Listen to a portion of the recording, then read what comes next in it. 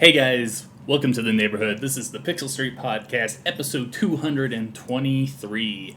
I am your host and only member of the show this week, John Hansen, as Joel is sick and just about everyone that I tried to get a guest this week was busy. So, I figured I want to get something out, so we're going to do a solo podcast this week. It may be a bit short. Who knows if we even hit 30 minutes, but we're going to try and get as far as we can. This week, before we get to this week's, this week we will be talking about that Pokémon Presents, which was pretty lackluster, IO Interactive's new fantasy IP, and some quick news, and pretty much just talking about what I've been playing lately. I did have an idea for a topic to talk about the status of live service games and multiplayer games if they're really losing their steam lately, but I'm going to hold on to that for next week when Joel is back. Before we get to all that, though, I want to let you know you can follow us on Twitter at Pixel Street. You can also subscribe to us on YouTube, Pixel Street Videos. We are on SoundCloud, Spotify, Apple Podcast, I think that's what it's called. Just pretty much anywhere that you get your podcasts, you can find us. Just look up Pixel Street Podcast. We also have a Discord channel where we're starting to build a little bit of a community. If you want to come out, make some friends, talk. I've been posting my articles on there lately. If you don't know, I am a staff writer for GamePro.com, so I've been posting some interesting things that I've come across while working. So, come on in. The link to this, the link to join the Discord is in the pinned tweet on our Twitter. That is at Pixel Street again. So yeah, we'd love to have you. Come hang out, have some fun. All right, so let's get started here. Let's start off with that Pokemon Presents that happened this week. Pokemon Presents. This is pretty much Nintendo Direct, but all Pokemon. They don't always stick to just Nintendo console stuff. Like this week we saw that there's a Netflix show coming called Pokemon Concierge. So the trailer that they showed had a Psyduck on a beach and it was like claymation. And I love claymation movies and stuff. But I just don't know what is this movie supposed to be about. So I was kind of put off on that. What else did we talk about? There was Pokemon Sleep was confirmed to be coming out sometime this summer. In our Discord channel, we were talking about it a bit, and Joel was saying, who cares about Pokemon Sleep? And in all honesty, I kind of do. Just because I want to see how they implement that into Pokemon Go. They spent way too much time talking about the Pokemon...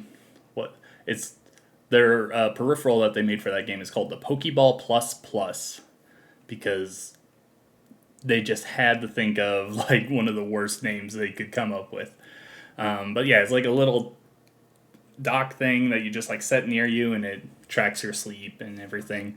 I'd be very interested to see how they can gamify that.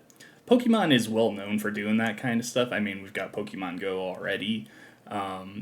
Was it Pokemon Soul Silver and Heart Gold? They had a pedometer with the games that came out. So they're known for doing odd stuff like this every now and then.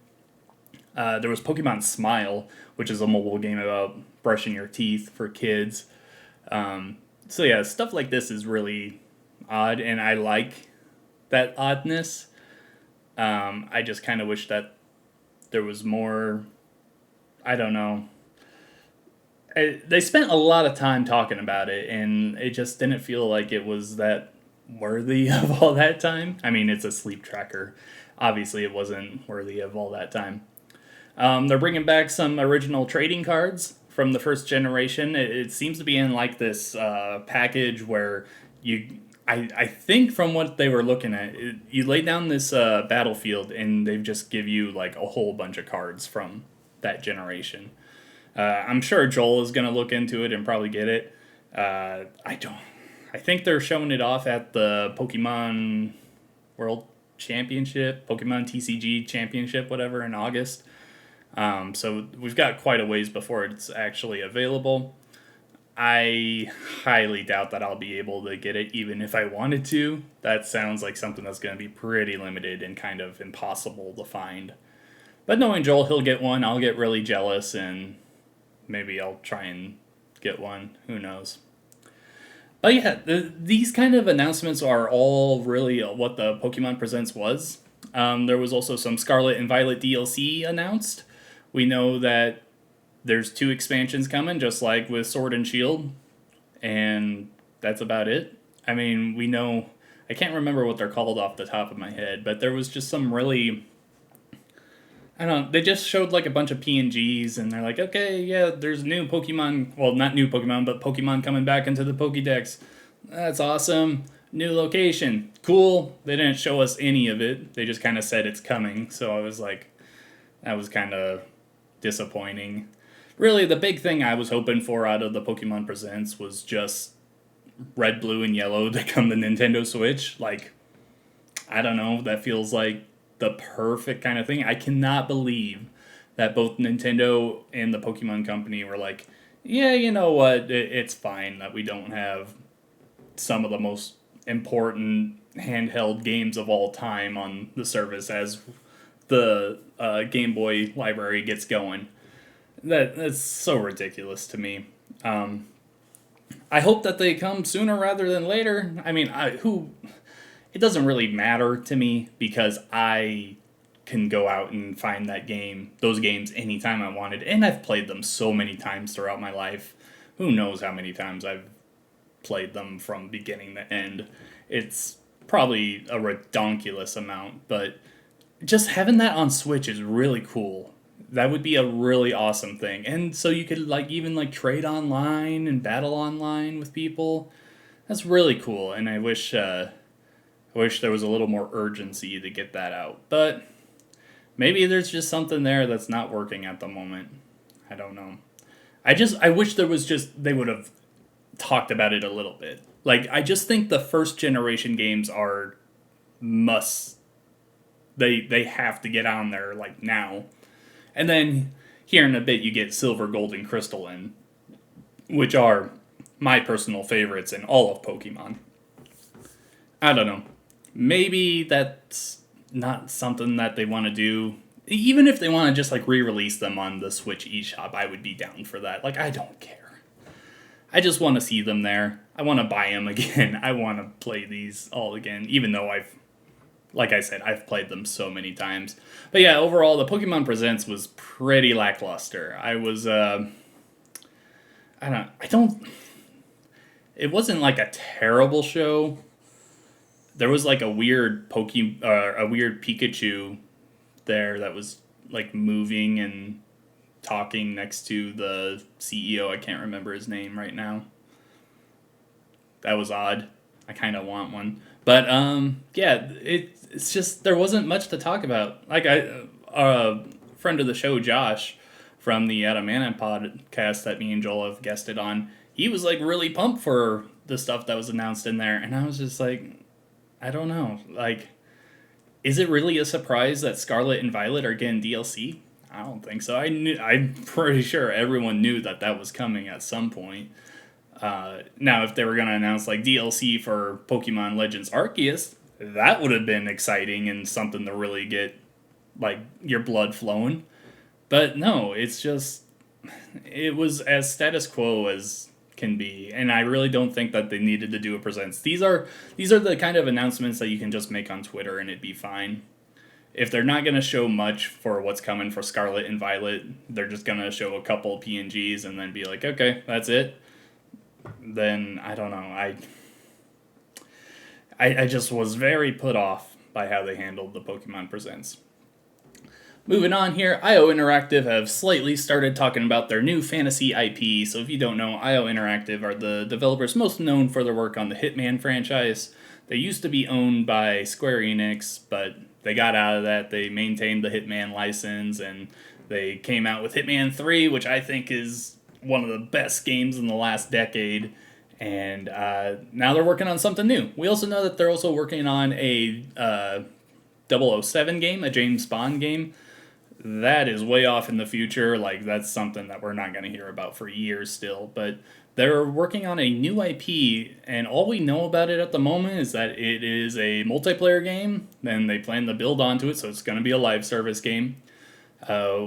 And we know that it's a fantasy game. That's about it. They showed one image, and it was, let's see, there was like an elf sorcerer, there was a bard, and then there was also a dwarf, I think. So it looks like you can be in teams at least of 3 in a party as you go on these adventures. We know that there's dragons in it from Jez Corden's leaks in the past, but his leaks also said that this would be an Xbox exclusive. There was absolutely no mention of Xbox or any exclusivity in the short message board that they made. So it's not really seeming like that's an exclusive game, at least at the moment. It could always be announced as an exclusive later on, but the fact that they would come out in public and be like, oh yeah, we're making this game, this is what it's like, this is our mindset going into it, this is the ideas we have, and then just say, and it's coming out, come help us work on it. I feel like this is an area that is just not going to see any exclusivity, at least not anytime soon. If it was going to be exclusive, it would have been already announced, or Xbox would have tweeted something, I think. Yeah. But yeah, what are our hopes for this game? We're just going to call it Project Fantasy. I believe that's the working code name for it. I don't know exactly what I want from this game, because when I look at Hitman 3, like I said, one of my favorite games from the last decade, that game excels at being a live service game. They've done a great job adding content to it. They've got DLCs, they've got new missions that they routinely put in, and the content there is just great. The gameplay is amazing. It is my favorite stealth game of all time, like bar none. Nothing comes close. Maybe Dishonored too, but outside of that, like, Hitman 3 is in a league of its own for stealth gameplay, and they're not going to pull that off again in a fantasy multiplayer game. Like, this is going to be a completely different thing from Hitman. So what do I want from them? I think it appears that this game's pretty inspired by Dungeons and Dragons, which I love. I really want a good Dungeons and Dragons game, but how do you make such an amazing Dungeons and Dragons game? I haven't played Baldur's Gate before. I've only heard good things about it, but maybe I need to give that a try. But how can you translate something that is so personal to people? Like, I'm in a D&D group. We have our own story. Yeah, we're going off of a campaign and everything, but our characters have their own stories, their own backgrounds. We built them ourselves. How do you make that into a video game that everyone can enjoy that kind of, I don't know what to call it, customizability around it? Like, how do you make it your own story? There was a Dungeons and Dragons game that came out, I want to say 2 years ago, and it wasn't good. It was pretty bad, in all honesty. I can't remember what it was called, but it had like a bunch of the like nomenclature for being a Dungeons and Dragons game, but it was very much you were playing their story. When I think of Dungeons and Dragons, I want to play my story. I want to play the story that me and my friends make. And I just don't see a way for a video game to make that experience. I wish it could. I think that would be amazing, but I just don't see that happening anytime soon. Now, that's not to say that I think this IO Interactive game is going to be bad. I think IO Interactive is an incredibly talented studio. I'm a little nervous about how well they can handle multiplayer going forward, because the multiplayer modes that they put in Hitman 2 back in the day were nothing special. But I don't know. I'm hopeful that they can come up with something pretty special. I don't know. I have become a huge IO Interactive fan since Hitman 2016 came out, and I just think if if they get the chance, I think they have a good chance to do something special. I'm also interested to see what that Project 007 game will turn out to be, but if I this fantasy game, Project Fantasy, is definitely the one that has my interest more because it's something new from them, and also it's a fantasy game. Like fantasy games are my jam, but like I don't know, I'm hesitant. Like what about a multiplayer fantasy game that's going to be a live service game? Like what part of this? Where can they succeed? If it's just constantly bringing in new missions to play, new campaigns and everything, that's awesome. That's really good. I hope that we don't see like a bunch of cosmetics and like a microtransaction store and all this stuff. Like if you do that kind of stuff, people are gonna turn on the game and they're gonna hate it more than likely. I don't know. Let me know in the comments and on Twitter what you think, because I'm really hopeful that that can be something great, but I'm not sure. That is all I have for main topics this week. Like I said, it's probably going to be a bit of a short show, but let's move on to quick news. Starting off, 50 Cent is working on something to do with Vice City and GTA. Maybe a television series, maybe GTA 6. For all we know, maybe the GTA trilogy Vice City thing that he's working on. Who knows? All he did was post on Instagram that a picture of Vice City with a pink palm tree, and he said, "I'll explain everything later." And it's like, oh, okay. Some people are saying that it's a television show. We know GTA 6 is set in Vice City, so there's a chance that he's got some involvement there. Who knows? They could do a GTA 5 online expansion where you go to Vice City for a little bit. I don't know. I kind of doubt that one, though. Yeah, I mean, just don't expect anything. You're just setting yourself up for failure if you're like, ooh, a GTA 6 announcement is incoming. I think that's not happening, and I don't really care about a television show in this universe. But I don't know. I could be proven wrong. The Wolf Among Us 2 has been delayed into 2024. That kind of sucks. So Telltale Games is back up and running, even though it's like different people. This is the one game from them that I'm looking forward to. I really enjoyed the first Wolf Among Us. They've got some other space game that I don't know anything about that doesn't catch me at all, but the Wolf Among Us is something that I'm very much looking forward to. Them delaying it out of the year, they did it in February. Them doing it that early tells me that there's quite a bit of work left to do on it. So maybe it was a good thing that they decided to delay it. Yeah, I think, I don't know. I just really want that game to be as good as it can be. Next up, the development team behind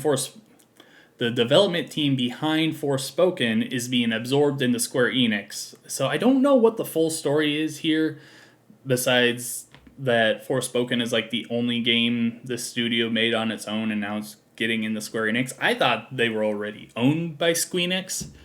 Apparently they're not, though. I saw that they also did work on Final Fantasy 15, I want to say. I could be wrong about that. But they've worked on one game previously, and then Forspoken was the only game that they've actually like released.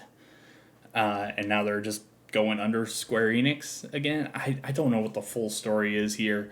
Look it up if you're interested. Forspoken was such a weird game to me because it looked good. I thought it looked pretty interesting. I never gave it a try though because I don't know, too much stuff, and there's so many giant RPG games, and I was just like, I'm tired of them, man. I love them. I'm gonna play Tears of the Kingdom when it comes out later this year. I'm gonna put hundreds of hours into that. I don't want every single month to be filled with these ginormous 100-hour RPG games. I got through Hogwarts Legacy and I was like, yeah, I really enjoyed that, but I don't want to go back to it at all because that's a lot of work. Yeah, I don't know. The Super Mario Brothers movie is coming out 2 days sooner now, so that's pretty exciting. I can't remember exactly what the date is off the top of my head. But hey, I'm so excited for this movie to come out. I think it could be something very good. I remember when they first announced the voice cast and everyone was just dogging on Nintendo, and rightfully so. But everything they've shown about that movie is looking pretty great to me. Maybe I'm biased because I love Nintendo and Mario so much, but I think that's going to be a great movie. Diablo 4 players can unlock a cradle with a sleeping wolf cosmetic by playing the beta and reaching level 25. That beta starts in a couple weeks here. If you've pre-ordered the game, I should say. That starts in a couple weeks, and then a week after will be an open beta. None of the progress in there besides these cosmetics. There's also like some player titles or something that you can bring with you to the full game. None of this is going to carry over into the full game, so maybe you don't want to like put that much time into it. But yeah, if you reach level 25, it's like a backpack cosmetic, and yeah, it's just like a cradle that's on their back, and there's a wolf, a baby wolf sleeping in there. It's an odd inclusion, but it is pretty damn cute. Alright, Beyond Good and Evil 2 have lost their studio director at the beginning of this year. And, I mean, is Beyond Good and Evil 2 even a thing still?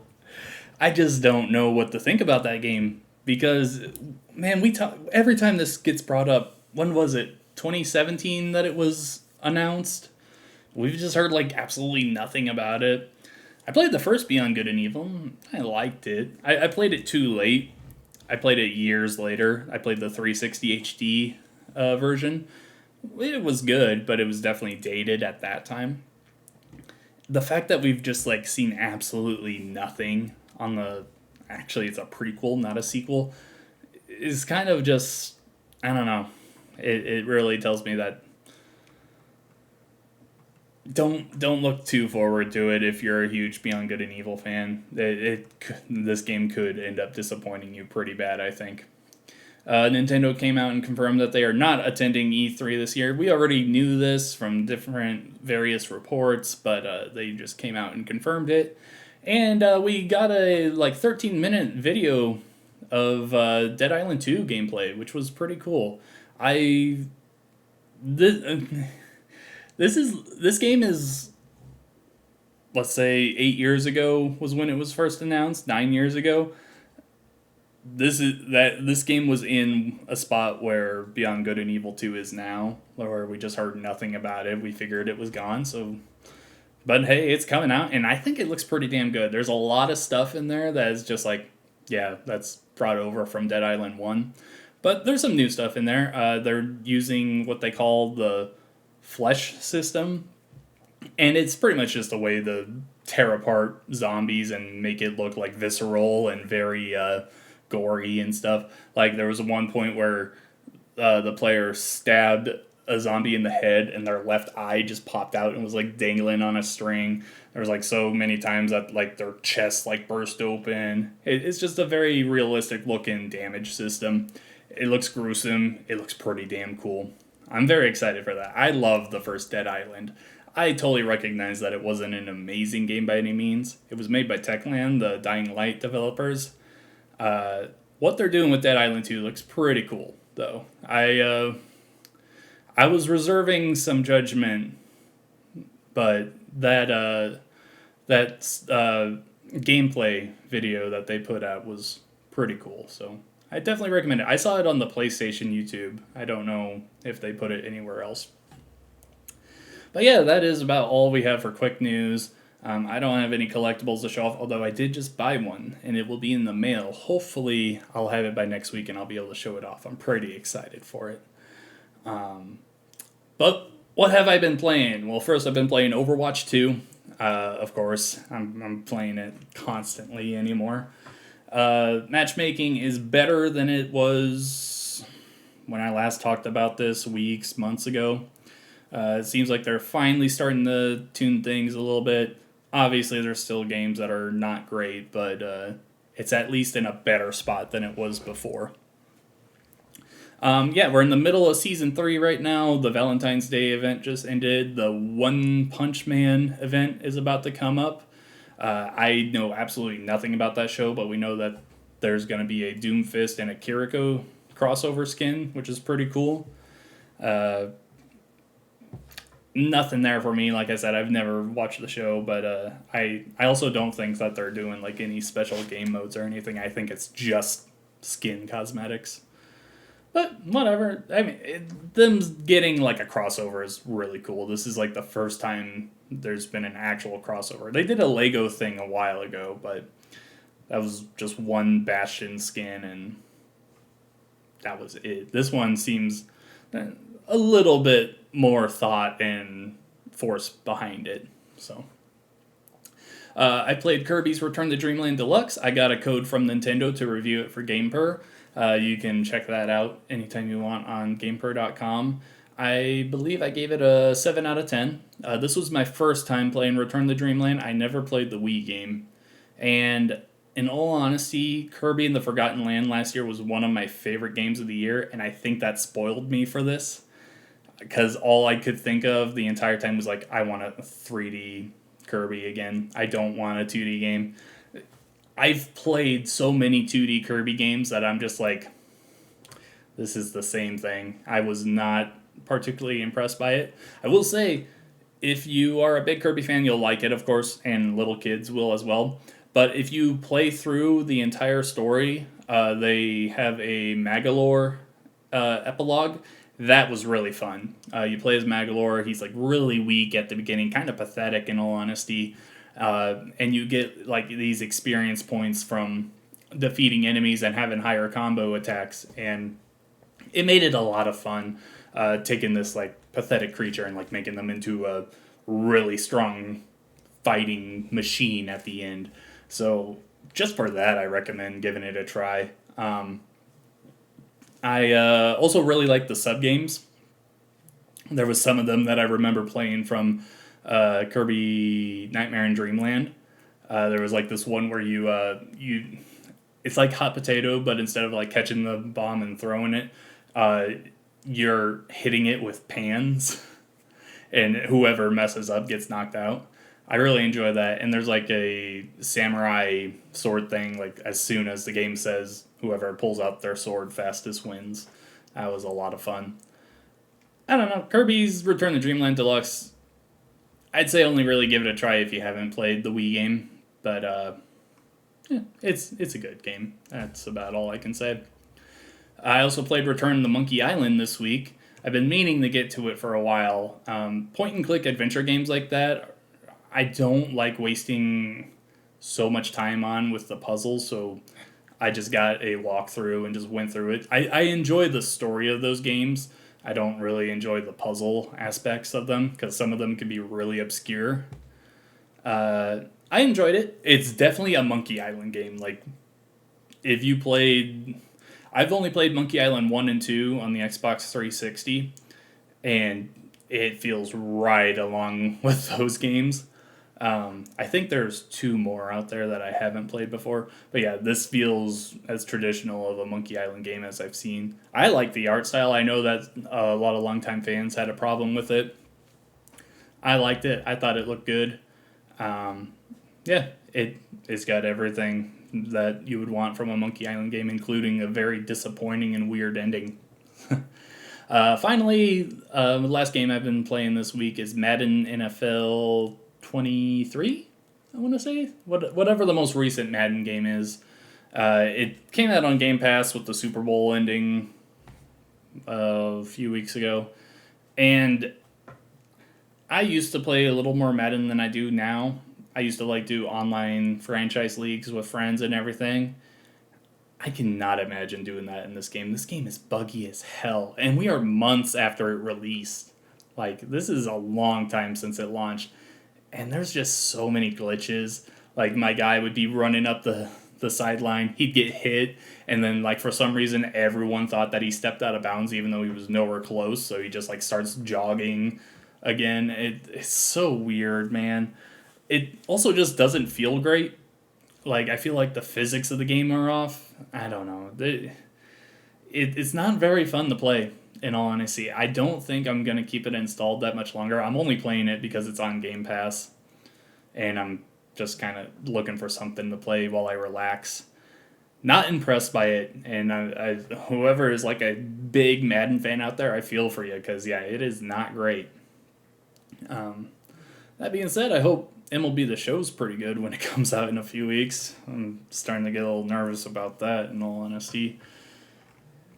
But we can talk about that later. Yeah, I think that is about it for episode 223 of the Pixel Street podcast. We got a half hour in here, so I'll take it. I want to thank you all for listening to me blabber. I'm sorry I'm not very good at talking to myself, so I hope that the conversation was good enough for you to listen to the end. If you did, thank you very much. If you could leave us a like on the YouTube video, that would be great, or you could rate us on whatever podcast service you're listening on. We would very much appreciate that. Please give us an honest rating. Just let us know how we can do better. Obviously, I can only do so well when it's just me here this week, but yeah.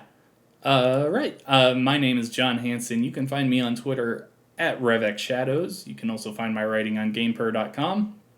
I don't think I have anything specific I'm working on in the coming weeks, so my beats that I cover are Overwatch 2, Minecraft, Dead by Daylight, Apex Legends. I do some Call of Duty in there. I kind of just go wherever I'm needed. If you are interested, I do a lot of guide writing. I've been doing a lot more news writing lately, which has been kind of fun. I took quite a break from writing news for a while there, so it is kind of nice to get back into it. But yeah, that does it for me here. You can also follow Joel. He is on Twitter and Twitch, Campo63, if you want to follow him. And that will do it for us. Thank you so much for watching and listening. We'll catch you next week for episode 224. Bye!